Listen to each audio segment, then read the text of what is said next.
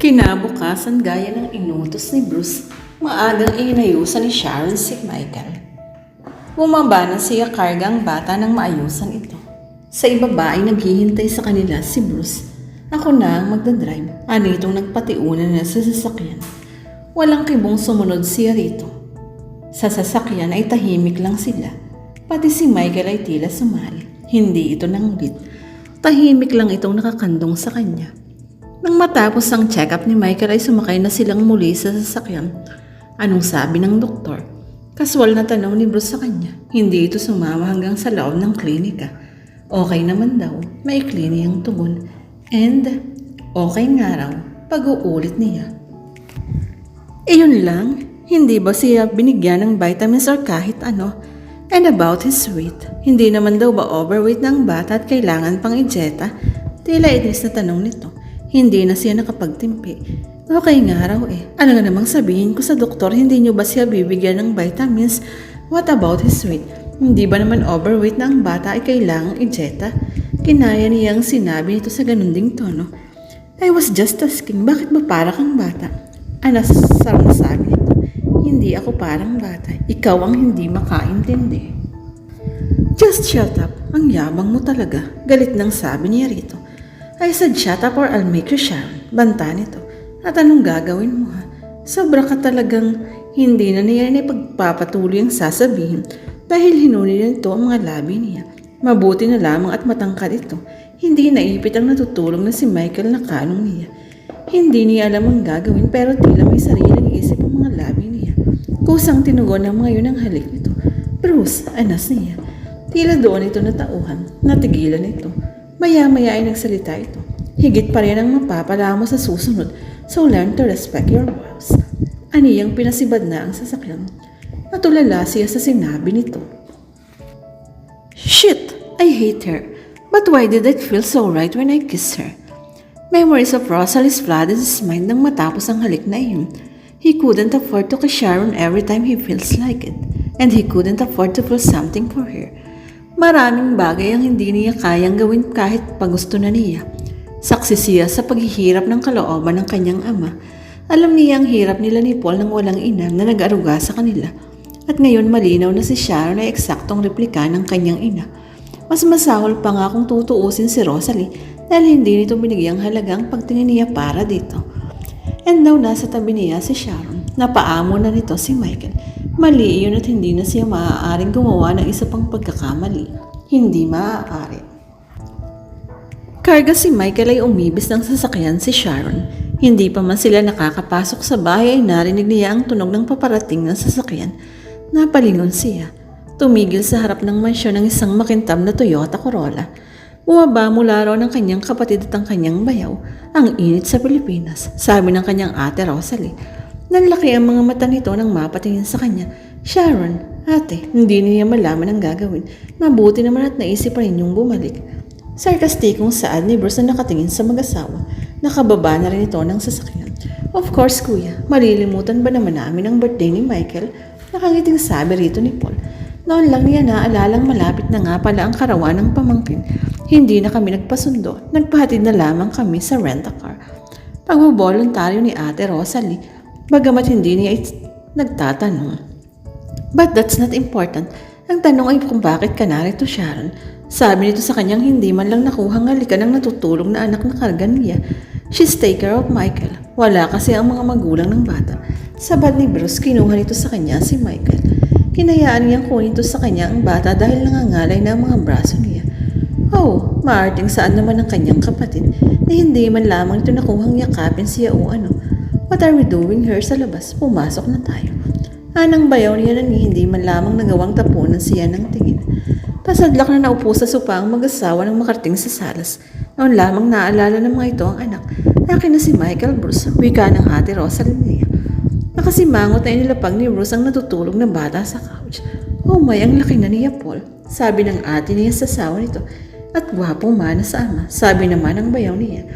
Pakiramdam niya ay alien siya roon. Kahit pa nga sabihin kapatid naman niya si ate Rosalie niya. Siguro naman ay mananatili na kayo sa bansa. Lumalaki na si Michael. Mariing wika ni Bruce. As a matter of fact, hindi na kami aalis muna sa bansa. But after Michael's birthday, we're going to Palawan. Pahayag ng kanyang bayaw. Nandito ang anak ninyo at pupunta kayo sa Palawan. Hindi na ikubli ni Bruce ang galit. Napatayo ito. Kuya, pagtatalunan ba natin ito? Besides, saglit lang naman kami ron. Hindi lang namin pwedeng palampasin ang invitation ni na Andrea at Armin Ricamora. Remember the twin? Magkakaroon sila ng party sa private resort nila ron and that's the reason why you're back. Funny, I don't find surprising. Putol ni Bruce sa sasabihin nito. Kuya, not now. May jetlag pa kami ni Rosalie. Anyway, nandito naman si Sharon. Anitong sinulyapan siya. Itataya ang buhay niya. Noon lamang siya nito napansin. Besides, after that naman, baka mag-stay na kami rito. Let's see, Paul. Let's see. Halatang hindi kumbisidong wika ni Bruce dito. Niyakang ni Paul ang ate Rosalie niya na magpahinga sa itas. Hindi pa man lumilipas ang ilang minuto, ay pinabaya na naman sa kanila ang anak ng mga ito. Bigla tuloy ay nakaramdam siya ng hiya kay Bruce. Nanliit siya. Bruce, pasensya ka na sa ate. Baka napagod lang siguro. Sanay na ako sa kanila, Sharon. Putol nito sa sinasabi niya. Nakakahiya naman sa'yo. Really, Sharon. Sarkastikong wika nito. Hindi niya nagawang kontrahin ang sinabi nito. Pinuhat na lamang niya si Michael para dalhin sa silid nito. Napansin ni Sharon ang araw-araw na pag-alis ni Bruce magmula nang dumating sa bansa ang ate Rosalie at ang bayaw niya. Halatang ayaw nitong makasalamuha ang mga ito. Hindi naman niya ito masisisi. Maging siya ay naiilang din sa mga ito.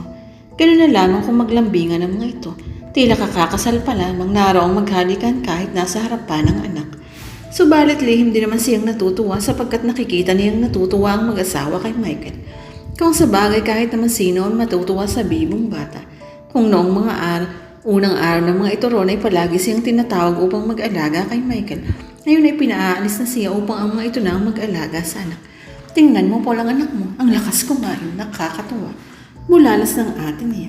Kasabay nilang nagmimerenda ng mga oras ayon sa poolside si Michael.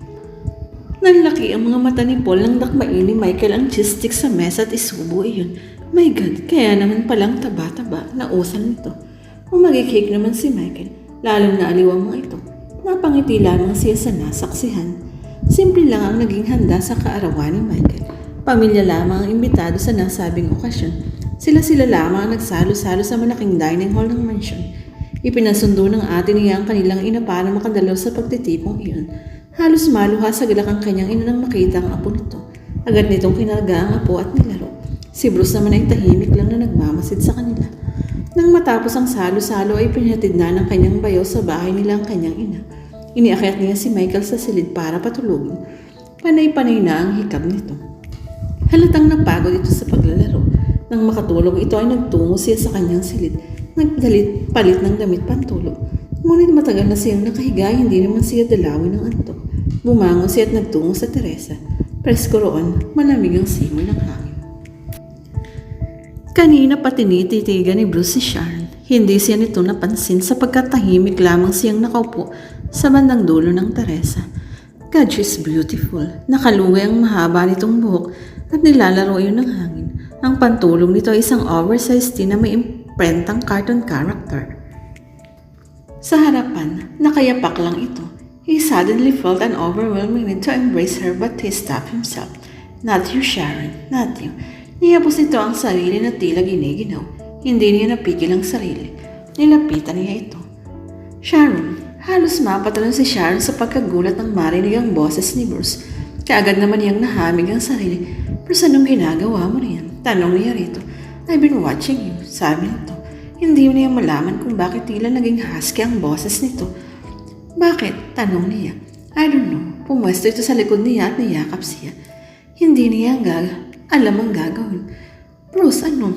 Shhh! Bulong nito sa tenga niya. Pakiramdam niya ay nagtayuan ng mga balahibo niya sa katawan nang madama ang init ng hininga nito noon. Bigla na lamang naglaho ang nadarama niyang linaw. Hinawakan niya ang braso nitong nakapulukpot sa ilalim ng kanyang dibdib. Hindi siya nagsalita. She just enjoyed the moment. Saka na lamang siya magsisisi. Do you know you're beautiful? Bulong nito sa kanya. And you smell sweet too. Dama niyang halos tumikit na ang mga labi nito sa kanyang leeg. It excited her in a way na bago sa kanya. Naramdaman na lamang niya ang paggala ng ilong nito sa kanyang leeg. Lumipat yun sa kanyang tenga. Tila may kung anong sinisinghot yun doon. You really smell nice. Anas nito. Hindi nagtagal ay naramdaman niyang tila basang bagay na dumaito sa kanyang leeg. Kagad yung naghatid ng kung ano. His tongue were busy making circles around her neck. Pakiramdam niya ay nilalagnat siyang hindi niya mawari. Bruce, his tongue reached her ear and played there. Natawa siya kung bakit naman kasi ang tainga pa niyang naisipan nitong paglaruan. May kiliti siya roon. Tumigil ito sa ginagawa nito. Iniharap siya nito. Why are you laughing? Nagtatakang tanong nito. Hindi pa rin siya tumitigil sa pagtawa. Tila may aftershock pa siya sa nakakakilitin sensasyong iyon. Nagsalubong ang mga kilay nito sa hindi niya pagtuon. Are you trying to insult me, Sharon? Hindi. Kasi naman may kiliti ako sa tenga. Ano ba naman ang ginawa mo? Mabuti na lang nakapaglinis ako ng tutuli. Natatawa pa rin sabi niya. Tumawa ito ng malakas pagkuha na kinarbig siya nito palapit sa katawan nito at hinalikan sa noo. I don't know what to do with you. Wika nito. Napatitig siya sa mukha nito. Unti-unting bumaba ang ulo nito sa kanya. Pumikit siya. Banayan na dumampi sa mga labi niya ang mga labit nito. At that moment, may nasiguro siya sa sarili. Natutuhan na niya itong mahalin. Napakapit siya sa batok nito at buong pusong tinugon ang mga halik nito.